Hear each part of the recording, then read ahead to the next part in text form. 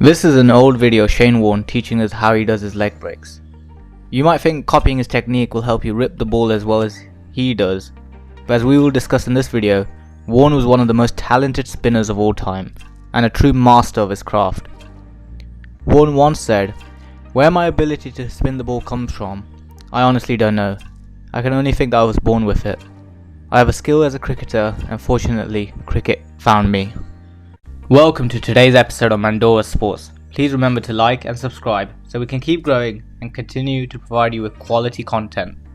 Warne was born in the suburbs of Melbourne in 1969 and started playing his cricket at school, where he bowled both leg and off spin.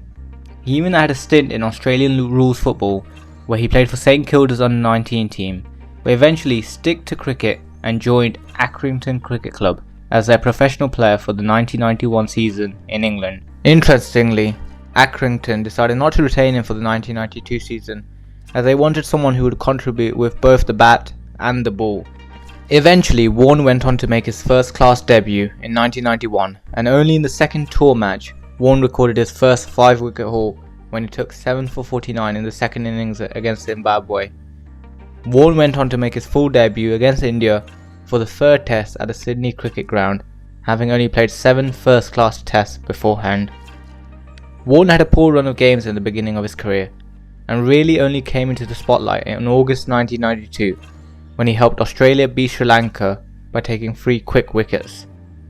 The Sri Lankan captain at the time was Arjuna Ranatunga, and after the game said, "A bowler with a test average of 300 came and snatched victory from our hands." Little did Ranatunga know what was to come. In 1993, Warne was selected in Australia's Ashes team, where he ended up being the leading wicket taker, taking 34 wickets in 6 tests.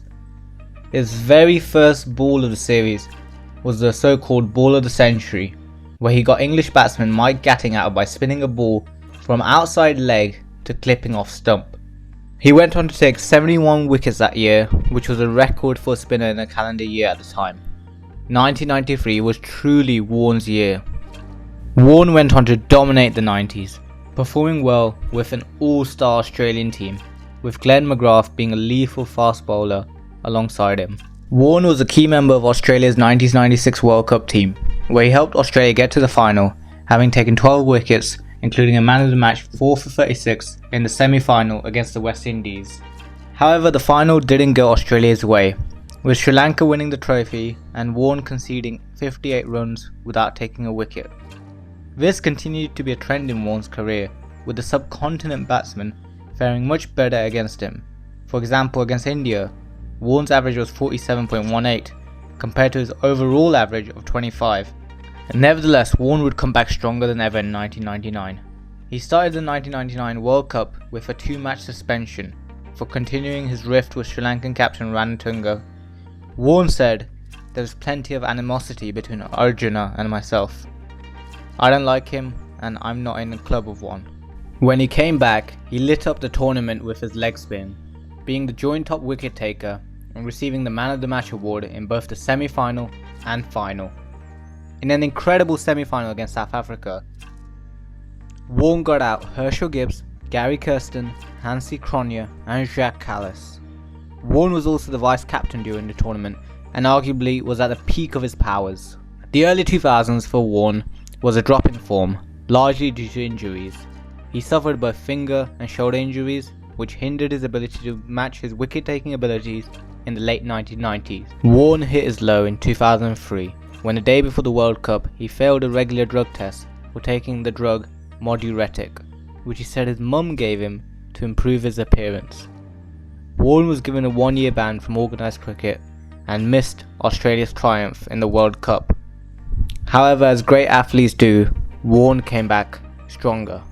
In his return in 2004, he became the second cricketer ever to take 500 test wickets, and eventually went on to become the leading test wicket taker during Australia's tour of India.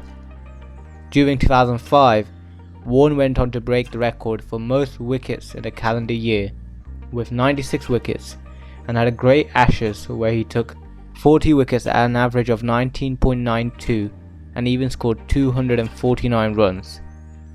Warne was named in the ICC World Test 11 in 2005. announced my retirement from international cricket, domestic cricket for Victoria and St Kilda as well. I think my journey and my ride in international cricket has been phenomenal. Warne was in his late 30s by the time 2006 came round and decided to retire after the Ashes in Australia. In his last appearance in international cricket at a packed SCG, Warne took his 700th wicket against Andrew Strauss and retired from the game at a high point. Warne would also take his 1000th international wicket at this game and is only one of 2 bowlers to achieve this feat alongside Muttiah Muralitharan.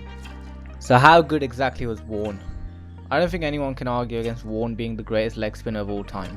Leg spin was a dying breed in the late 80s, and Warne really brought it back and inspired a generation of leggies in the current game. He is the second highest test wicket taker of all time, with 708 wickets at an average of 25.42 and an economy of 2.65, which puts him just behind Murali. However, Warne was just more than stats and numbers. While Murali tormented batsmen over long spells, Warne was just a pure genius with the ability to turn the ball from outside leg to off stump.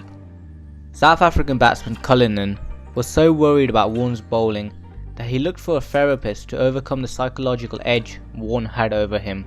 Warne was also in 2 World Cup winning sides and produced big wickets in big games.